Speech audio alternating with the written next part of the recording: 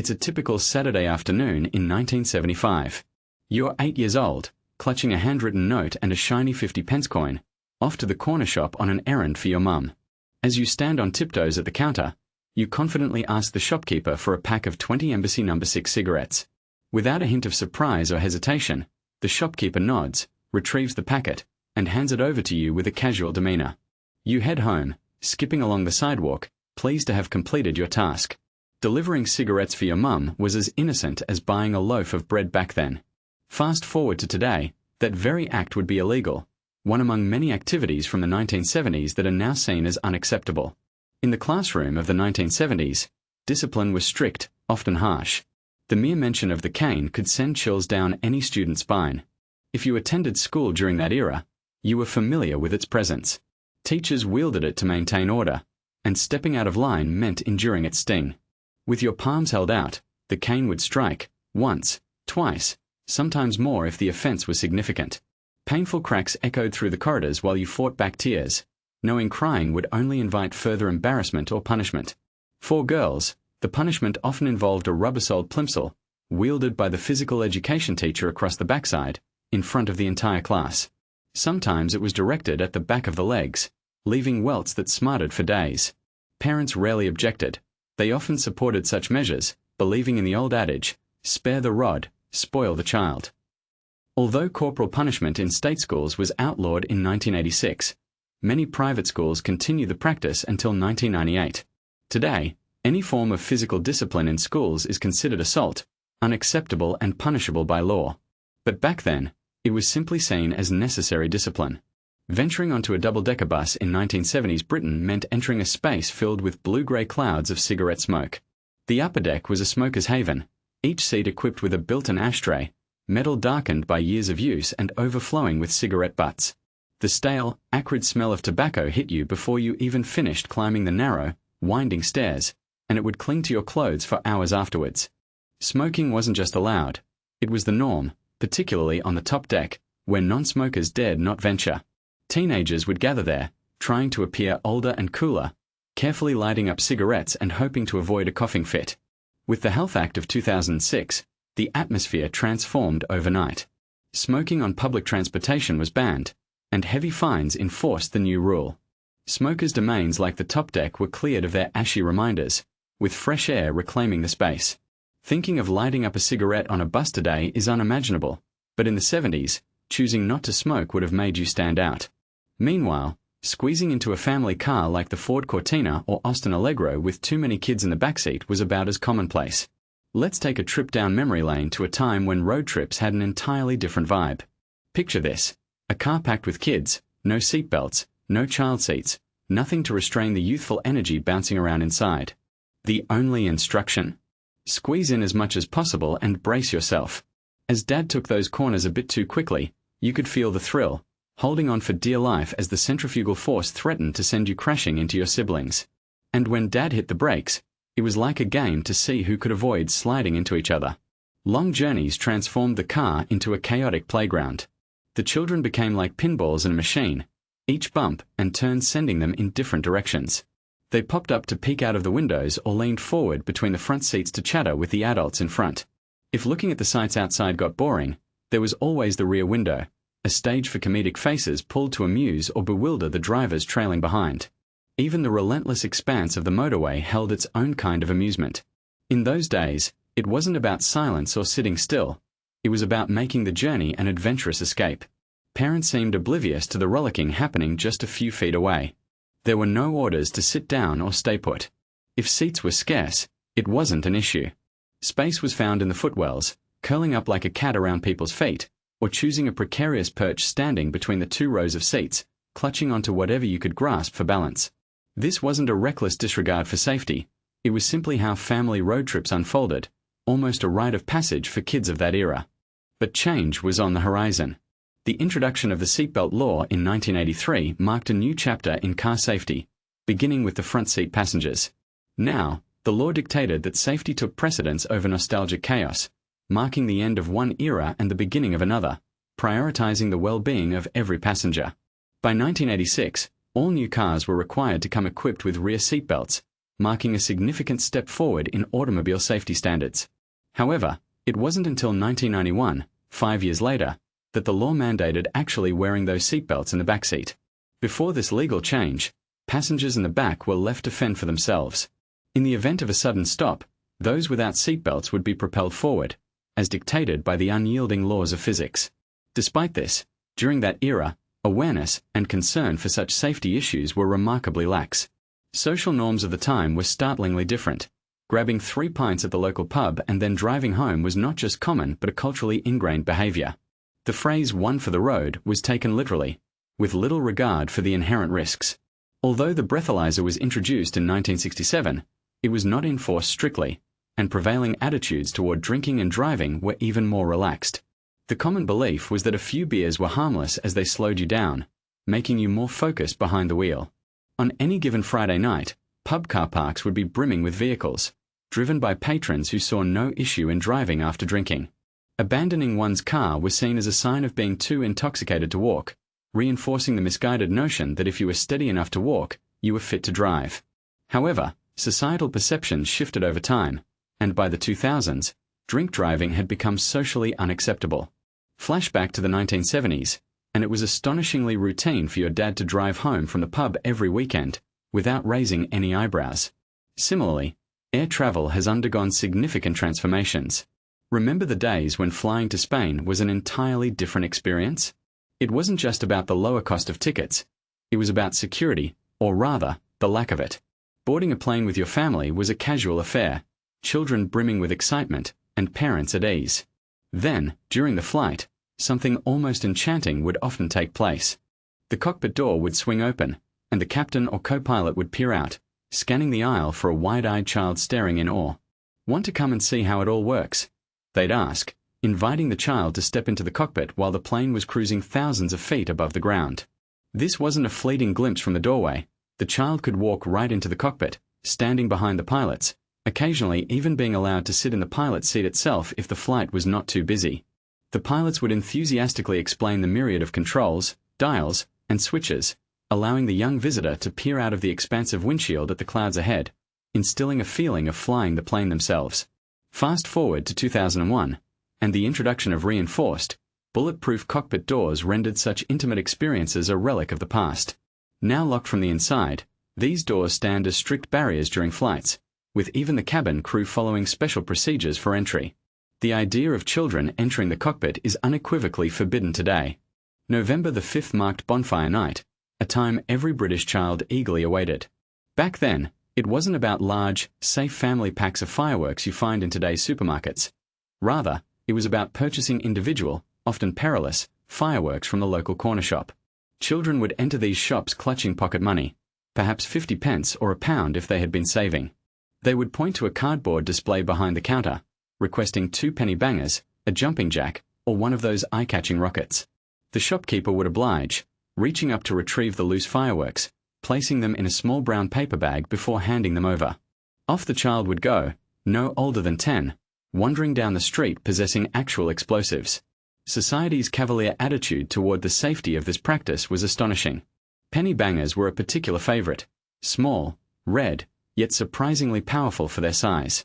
The excitement began with lighting the blue touch paper, watching as it sparked to life with a thrilling fizz, and then hurling it as far as possible. The ensuing explosion was so loud it could leave your ears ringing.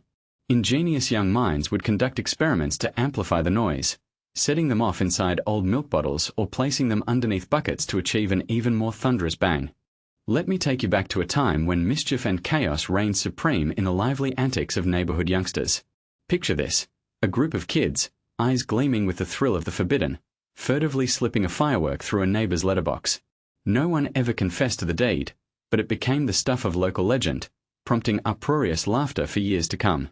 This wasn't just any firework, it was the infamous jumping jack, known for its erratic and exhilarating dance across the pavement, sending spectators into fits of nervous giggles. Once ignited, these tiny pyrotechnics transformed from innocuous paper rolls into spinning dervishes, unpredictably hopscotching across the ground.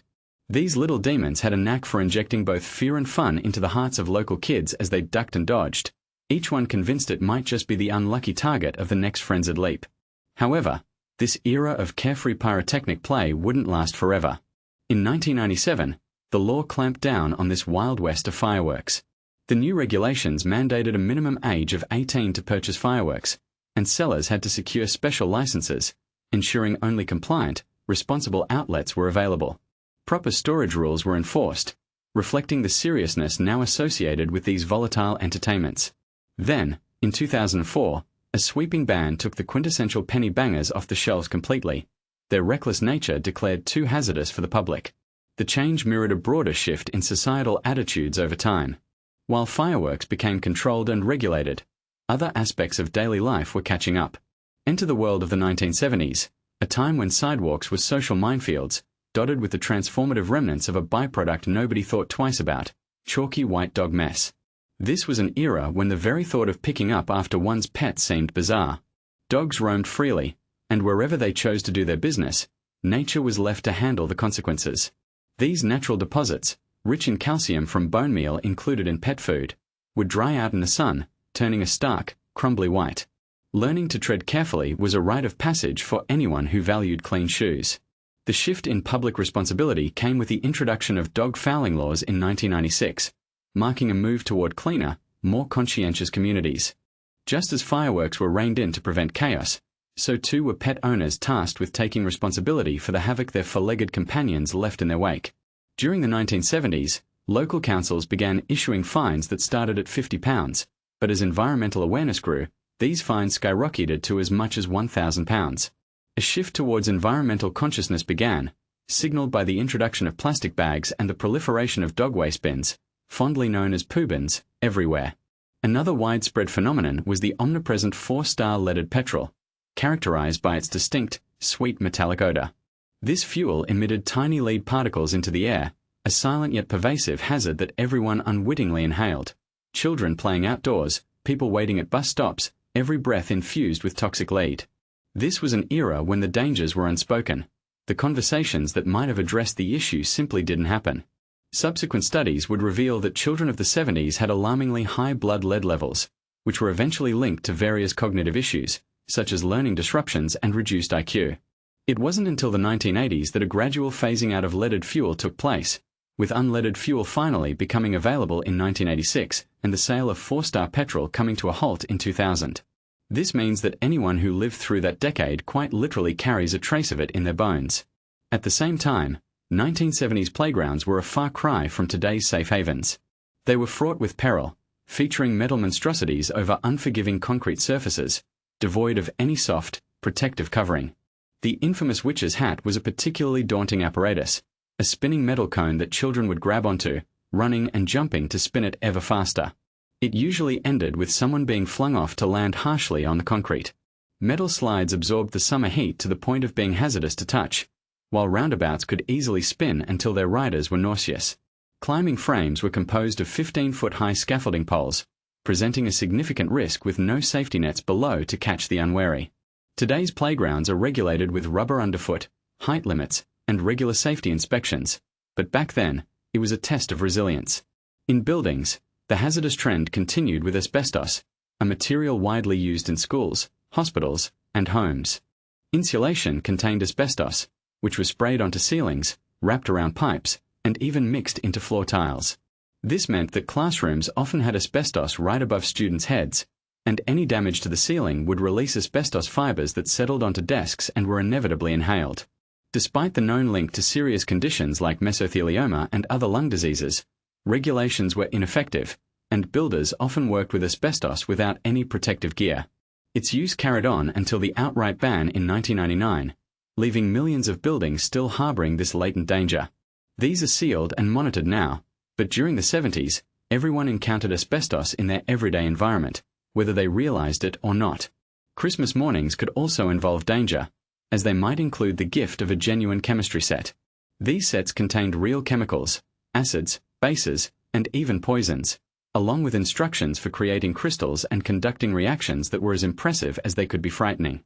Potassium permanganate and sulfuric acid were sold individually at places like Boots, no questions asked.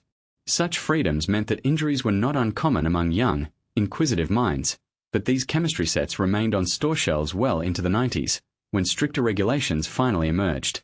Nowadays, chemistry sets are far tamer, a shadow of their former hazardous glory. The Routemaster bus, with its iconic open platform at the back, provided yet another thrill. Without doors, people could leap on while the bus was still in motion. Buses wouldn't always make full stops. Instead, they'd slow down sufficiently for one to catch up, grab the nearest pole, and hop aboard, or leap off and keep running until safely alighted. Conductors rode these platforms, allowing passengers to remain as long as they paid their fare. Some quick-witted individuals would jump on between stops for a free ride, hopping off before the conductor reached them. This daring dance between passengers and conductors lasted until the Routemaster service ended in 2005. Modern buses, equipped with doors, offer a much safer, but decidedly less adventurous, experience. In every neighborhood garden, bonfires were a common sight, smoke rising from metal drums as they consumed everything from household waste to broken furniture. During the 70s, recycling wasn't as ingrained in societal practices as it is today, and waste was collected infrequently, so burning was the typical method of disposal. This resulted in black smoke and the distinct odor of burning plastic permeating the air as neighbors followed suit. It wasn't until the Environmental Protection Act of 1990 that these bonfires were made illegal, ushering in an era of reduced pollution and healthier air quality. In addition, sugary indulgences like candy cigarettes were common, with brands like Barrett's offering them to children, blurring the lines between candy treats and the adult habit of smoking. White candy sticks were a classic treat for kids back in the day. They were cleverly designed, wrapped in paper that was printed to resemble the packaging of real cigarettes. The tips of these sticks were colored red to mimic the lit end of a cigarette. Children would hold them between their fingers, puffing on them as if they were seasoned smokers, flicking off imaginary ashes with the same nonchalance they saw in the adults around them. It was an attempt to make smoking seem normal, even desirable, and to imbue a sense of grown-up sophistication. The ploy was quite effective. Children adored these candy sticks. However, they sparked significant controversy, with critics labeling them as gateway products that groomed children for eventual cigarette smoking. As concerns grew, laws changed, and in 2009, the sale of candy sticks packaged to look like cigarettes was banned. Meanwhile, hitchhiking was a vastly different story. Standing by the side of the road with your thumb out was a common sight, a journey-inviting gesture that was part of everyday life. It was an accepted practice among students, travelers, and workers who needed an inexpensive way to get around. You would often see people waiting at strategic spots like roundabouts or along main roads, anticipating a ride. Remarkably, the notion of danger, of climbing into a stranger's vehicle, was not a predominant concern. Society operated on a level of trust, with the belief that people were generally helpful and good-natured. It was only later, after reports of serious incidents, kidnappings, and even murders, that the risks of hitchhiking became all too apparent. By the 1990s, the seemingly innocuous practice had devolved into something considered risky and unwise. But back in the 1970s, it was a practical and widely used means of transportation, largely due to the fact that vehicle maintenance regulations, such as the Ministry of Transport's test introduced in 1960, were enforced with a light touch. Penalties for non-compliance were not stringent, and many people simply didn't see the point in adhering to these rules. Picture this. Back in the 1970s, the roads were filled with what could only be described as mechanical misfits. Cars cruised by with bald tires, whose grip on the road was more of a suggestion than a reality, broken lights that barely blinked their intentions, dodgy brakes that seemed to require prayer with every use, and rust holes that turned the floorboards into a Flintstones experience. Yet, as long as it moved, you drove it. Getting pulled over was a rarity. If you did get caught with these vehicular death traps, you'd face a slap on the wrist in the form of a £20 or maybe £50 fine. And some garages? Well, for a mere £10 slipped discreetly across the counter, your clunker of a car could miraculously earn a clean bill of health with a certificate that defied logic. Fast forward to today, and driving without an MOT is a surefire way to get penalised with points on your licence, hefty fines as steep as £1,000, and insurance that's about as valid as monopoly money. Reflecting on those days reveals a time when half the cars shouldn't have been anywhere near a public road. Yet, every Sunday afternoon was a family outing to the pub. Dad needed his pint, and while the adults were inside, children stayed outside, often left in the car because they weren't permitted inside. They would sit there with a packet of crisps and a bottle of lemonade, enduring the wait. After 2 hours, boredom would set in as they'd finish their snacks and reread the same comic until the pages blurred. Summers were blistering hot and winters icy cold inside those parked cars. Eventually, parents would return, faces flushed, with the unmistakable aroma of beer and cigarette smoke lacing the air. The drive home was nothing short of an adventure. Today's society frowns upon leaving kids in car parks. It's considered neglect. But back in the 70s, it was the norm, and every street in Britain had that one kid, the de facto errand runner for cigarettes, sent to the corner shop with a crumpled note. Age was irrelevant. 7, 8, or 9 years old, it didn't matter. As long as you could hand over the money and reach the counter, you were golden. The shopkeeper barely glanced up. He just grabbed the cigarette pack from behind him and gave you change. If you were a loyal customer, perhaps you'd get a penny chew thrown in for good measure. Cigarette vending machines were ubiquitous back then, stationed outside pubs, cafes, and even bolted to the outsides of corner shops. For just 50 pence, sometimes even less, you could pull the lever and out slid a pack of smokes with no questions, no ID checks. By simply reaching the slot, any young hands could purchase cigarettes. It was that easy. But times changed, and by 2007, purchasing tobacco for anyone under 18 became illegal, marking a societal shift in attitude towards smoking and the responsibilities around it. Proxy purchasing became a punishable offense, and by 2011, vending machines for cigarettes were banned entirely across the nation. Those were also the days when children often helped run family businesses. From the tender age of 10 or 11, youngsters might find themselves working the till, stacking shelves, or serving customers. It didn't matter much about your age. If it was family-owned, helping out was just what you did. On farms, kids worked alongside their parents, feeding livestock, navigating tractors, and even handling machinery. School days, weekends, holidays, every moment was an opportunity to pitch in and be part of the family workforce. In today's world, health and safety considerations are of utmost importance, especially when it comes to children in the workforce. The regulations are stringent. For instance, children under the age of 13 are generally not permitted to work. Those between 13 and 16 years old do face the possibility of working, but under very strict conditions.